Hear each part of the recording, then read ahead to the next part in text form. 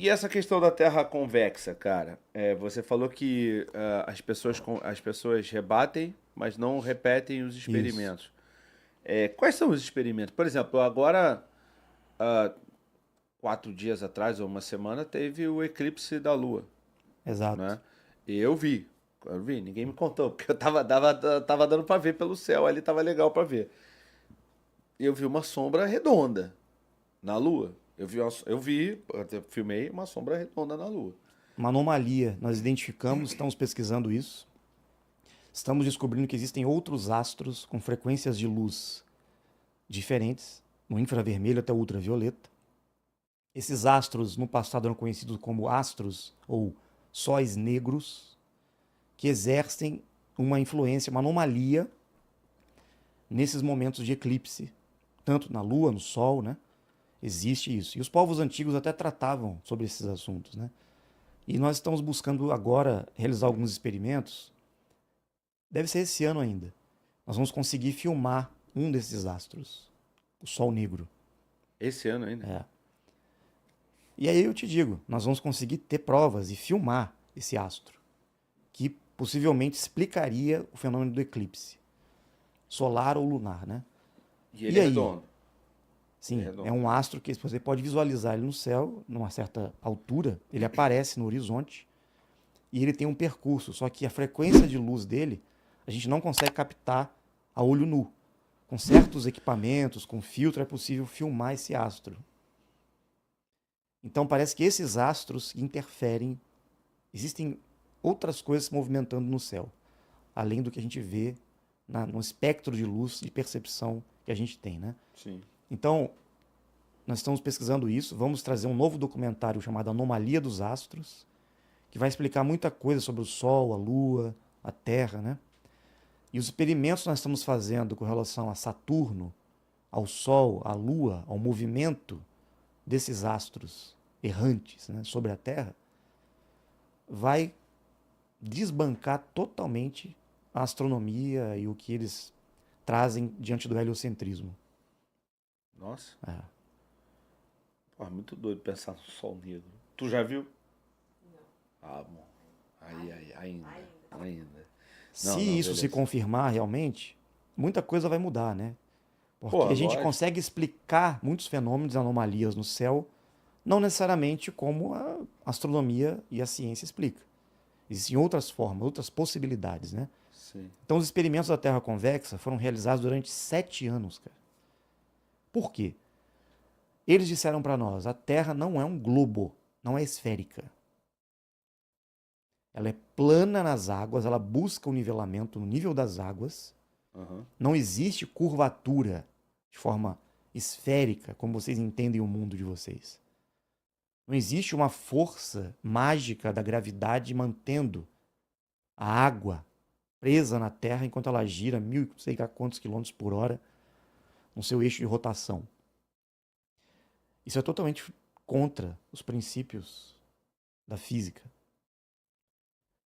O que acontece é que qualquer experimento que nós fomos buscar, de buscar curvatura na Terra, nas águas, porque existe curvatura na parte terrestre.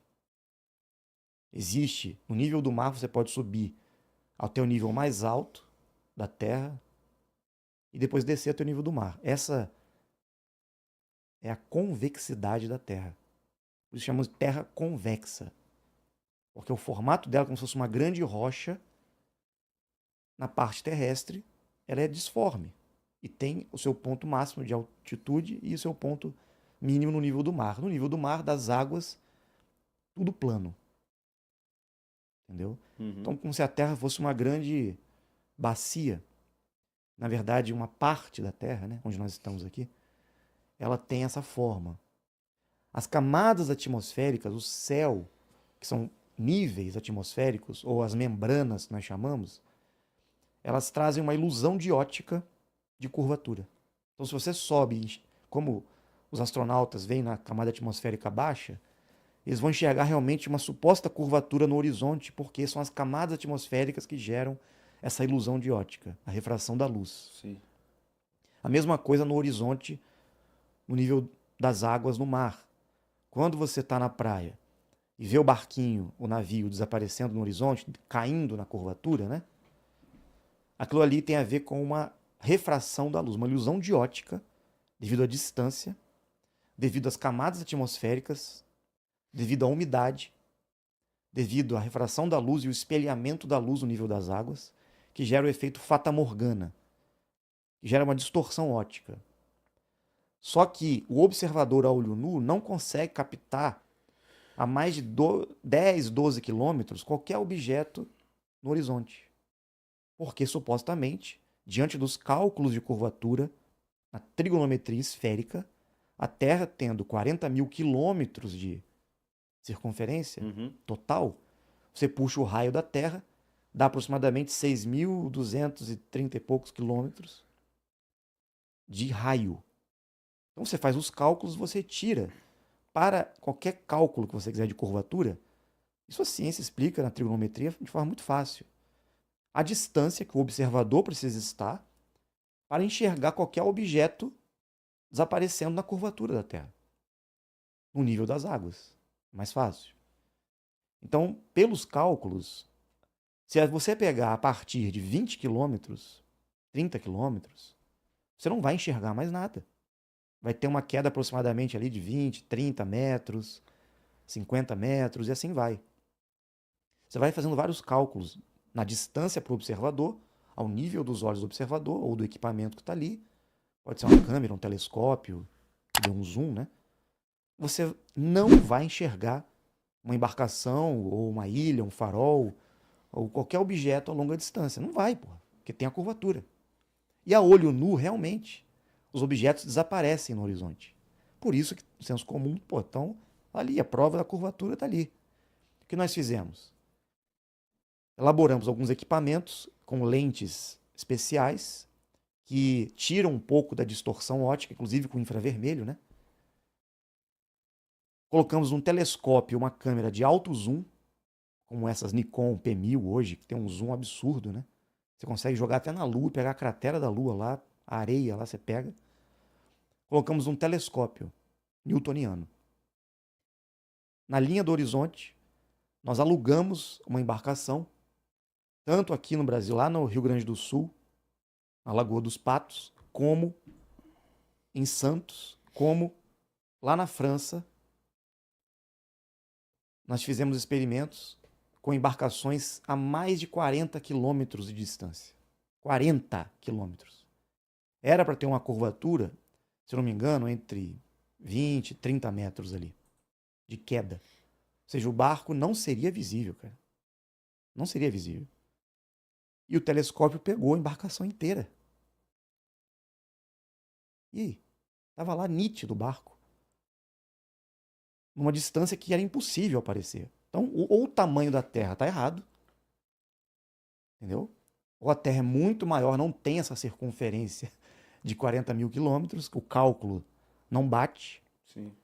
E o experimento mais doido que a gente fez foi no Lago Titicaca. Lago Titicaca com o experimento do laser. Maior lago do mundo. É. Que alcançou a outra margem a mais de 30 quilômetros de distância. O laser bateu no alvo, rente à água, mostrando que tem um nivelamento da água. E fizemos o experimento geodésico dos prédios.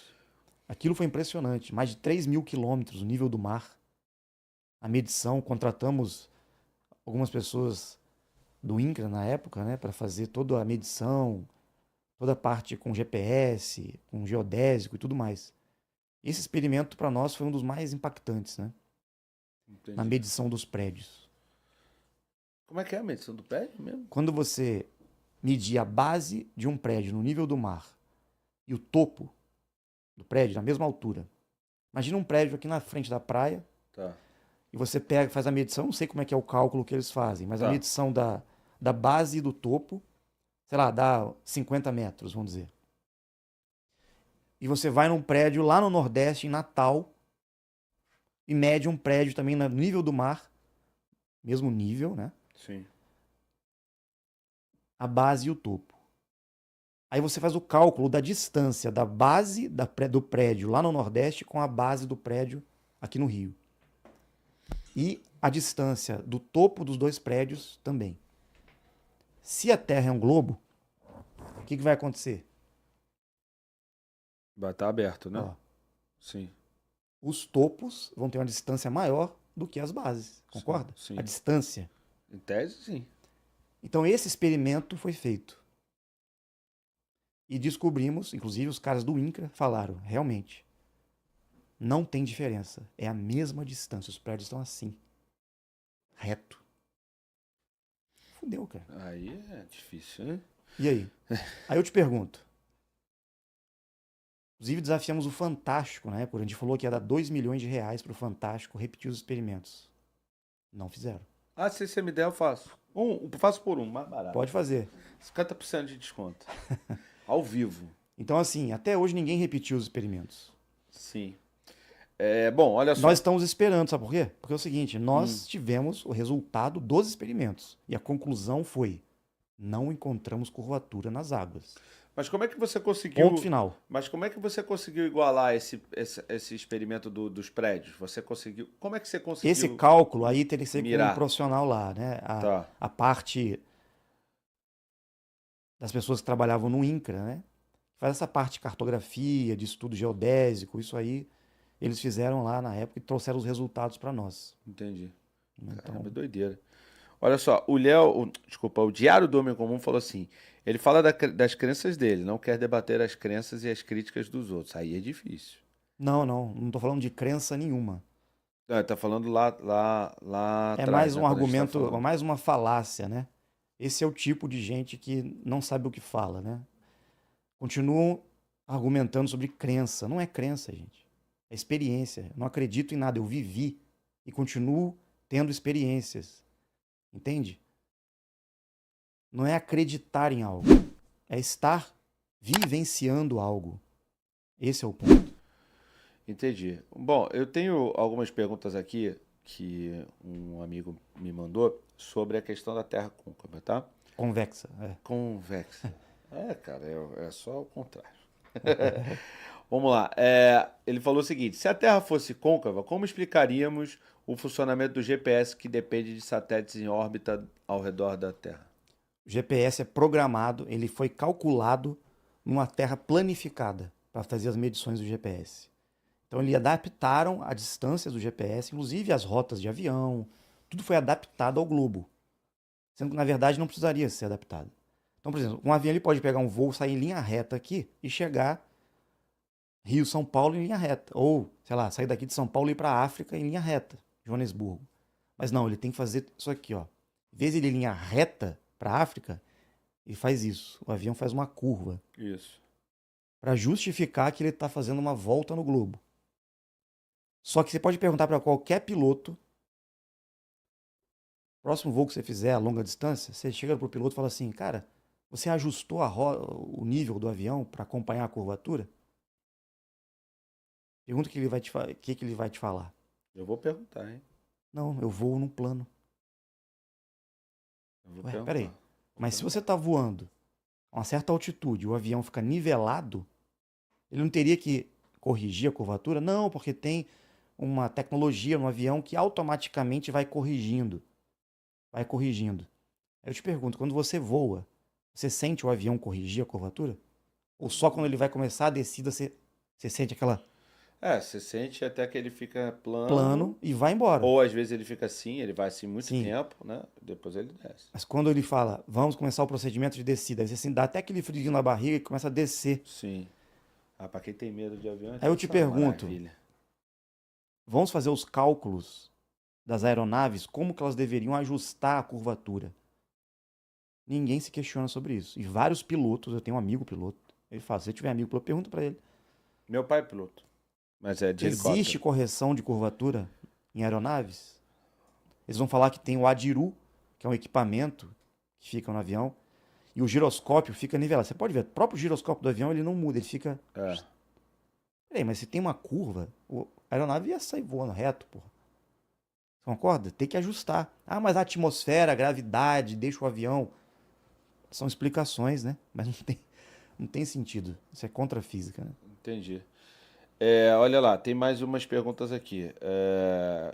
A gente já falou sobre eclipse, né? Então, enfim, você já explicou sobre a questão do Sol negro. É Sol negro, né? Que fala? É. Tá.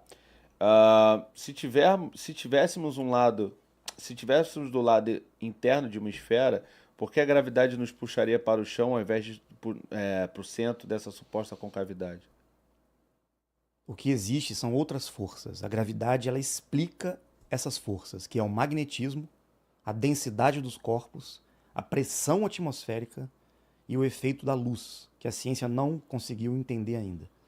Então, magnetismo, densidade, pressão e luz, chamamos de MDPL. Aham. Isso que é a gravidade. A força da gravidade, na verdade, para nós, é a junção de certas forças, que na verdade não é só o magnetismo, a densidade, a pressão e a luz.